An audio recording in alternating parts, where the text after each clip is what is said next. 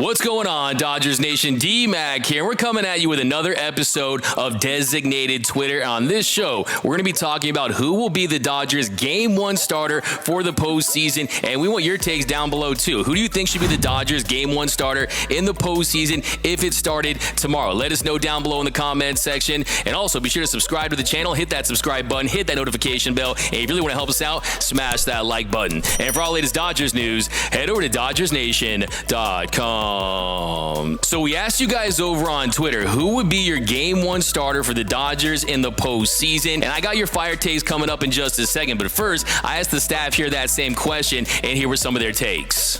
Normally it'd be Walker Buehler, but it's got to be Julio Urias. The Uri Ace, as some call him around here. It's got to be Julio. Can't put that pressure on Tony Gonsolin. Well, it's boring if I say Julio Urias because I know everybody in the office has said it, sorta.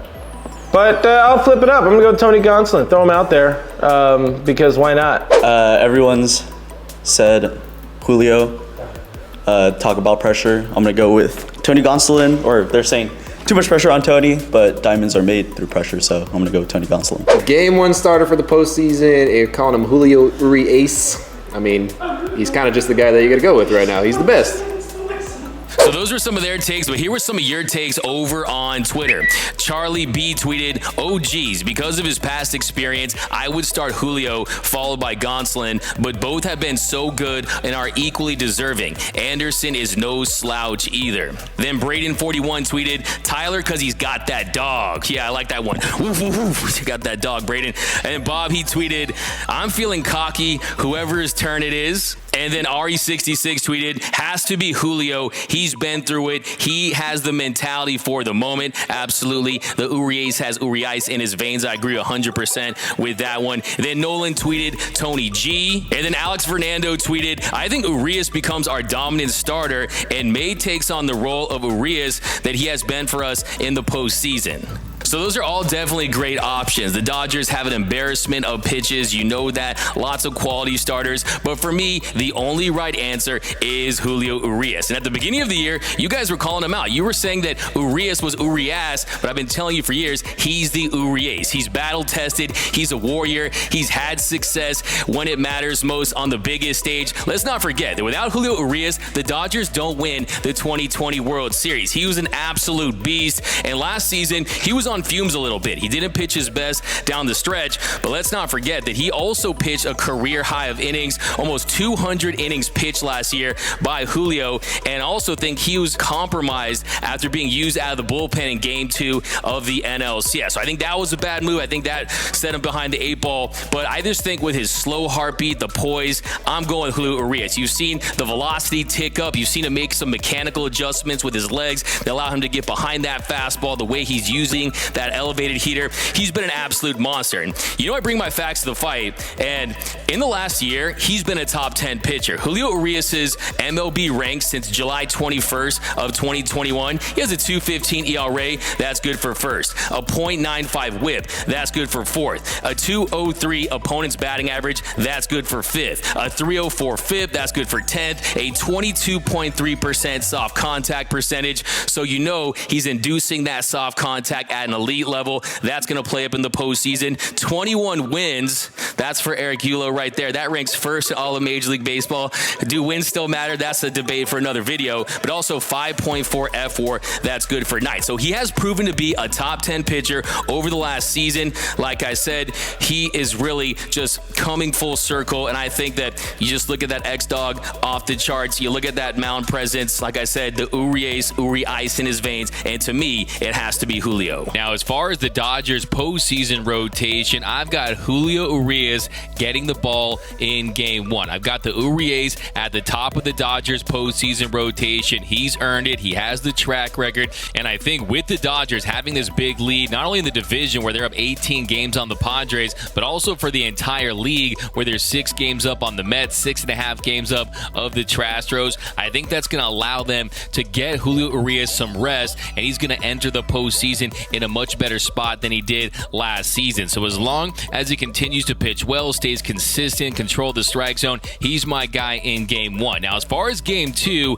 I think Tony Gonsolin, the way he's looked lately, him or Kershaw for game 2, because Tony Gonsolin definitely had a little bit of a rocky July at times, had a 4.40 ERA in 6 starts, but so far in the month of August, his ERA is back down to a minuscule .48 for the month at 18 2/3 innings pitched. So he's pitched well all season long. It almost feels like he has gotten this second win. And yes, he hasn't had a lot of success in the postseason. He has a 9.45 ERA in 13 2/3 innings pitched. He's allowed 6 home runs in that span, but he was utilized really terribly, in my opinion, in 2020 when he had a 16-day layoff. But still, he needs to prove that he can get it done when it matters most in October. But he's a very different pitcher now. The way he's attacking the strike zone, you're not seeing the nibbling that we saw in the past. The way he uses curveball, his slider, on top of that elite split change and attacking the zone with that fastball. He's just a very different and a much more improved pitcher across the board. He knows what works for him now. He knows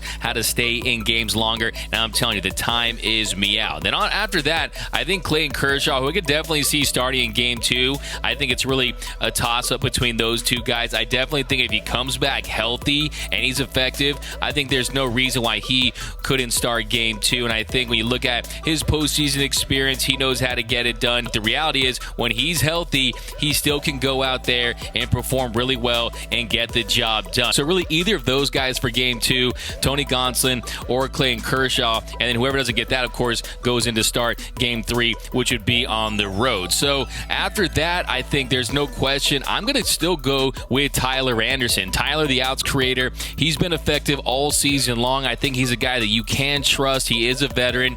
Yes, he hasn't been in that spot, but I think that what he's shown this season, you'd be fine going with Tyler Anderson or having a situation where one of those guys goes in with a piggyback situation and you see Dustin May come in and pitch 2, 3, 4 innings and maybe take on that Julio Urias-like role that we saw in 2020. And I'm also open to having Dustin May start a game, but going 4 innings or something like that. So I definitely think they're going to maintain some flexibility, and we'll see how Dustin May looks coming off Tommy John surgery. Remember, he hasn't pitched since May 1st of 2021, but he's looked filthy in his rehab assignments, and I fully expect him to have a big impact for this Dodgers team. But if he's absolutely filthy, absolutely dominant, I think he'll have an even bigger role than they already expect to have for him. But here's something else to consider.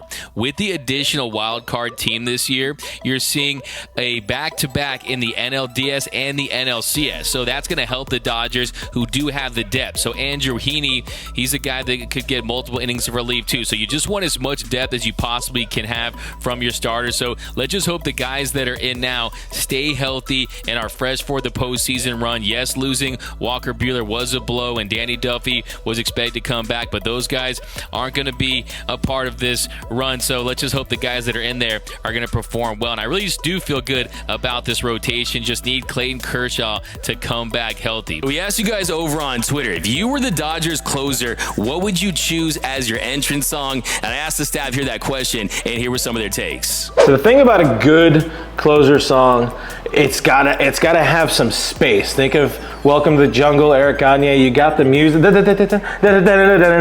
I decided, in honor of our fallen hero Tony Stark, I gotta go Shoot to Thrill, AC/DC, because wait, am I gonna get copyright here? Anyways, that's it. I'm real bad at this, but I'm gonna go probably Black Dog or Heartbreaker by Led Zeppelin.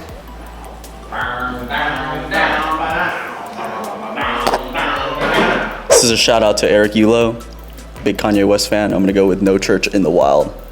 The Recipe by Dr. Dre and Kendrick Lamar. You got the wheel, you got the sound of the airplane coming in the intro, everyone gets all fired up. So those were some of the takes of the staff here at Dodgers Nation, but here were some of your fire takes over on Twitter. Pirates Life 1776 tweeted, for Kimbrel, Red Hot Chili Peppers, give it away. That's fire. Ugly Sonic tweeted, Bad Bunny Party.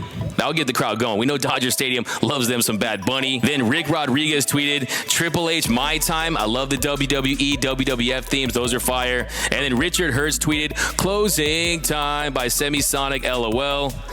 Then Gordo Life Cisco tweeted, humble, Kendrick Lamar. Oh, so you like my man Eric Yulo. You need a K-Dot song. I like that. Then OG Simon01 tweeted the Stone Cold Steve Austin song. That would be incredible. Just the Broken Glass Austin 316. So yes, it would be really cool to have an epic entrance song, but for me, I just wouldn't trust my stuff. Unless I was on the juice that Fernando Tatis Jr. was on, I don't think I'd be very effective out there. So for me, I want to keep the expectations low. So some of the songs I would consider, I would go with the Curb Your Enthusiasm theme, the Benny Hill theme, Oops, I Did It Again by Britney Spears, because I'd probably blow another save, then Beck's Loser, or the Beatles' Help, because I would need a lot of that.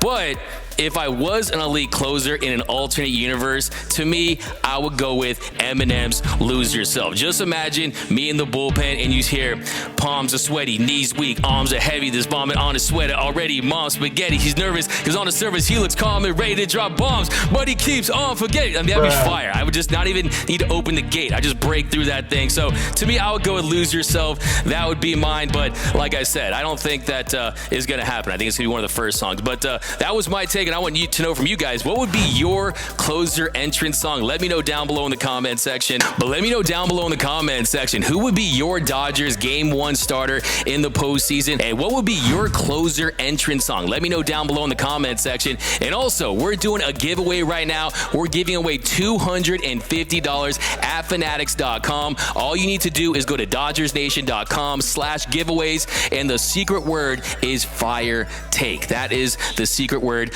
Fire Take. So go over to DodgersNation.com/giveaways, win $250 over at Fanatics.com, get you some Dodgers merch. So definitely head over there. My name is Doug McCain. You can follow me on Twitter and Instagram at DMac_LA. For our latest Dodgers news, rumors, high videos, interviews, breakdowns, and more all season long, be sure to hit that subscribe button, hit that notification bell, and if you really want to support the channel, smash that like button. And until next time, think blue, bleed blue, and I'm out.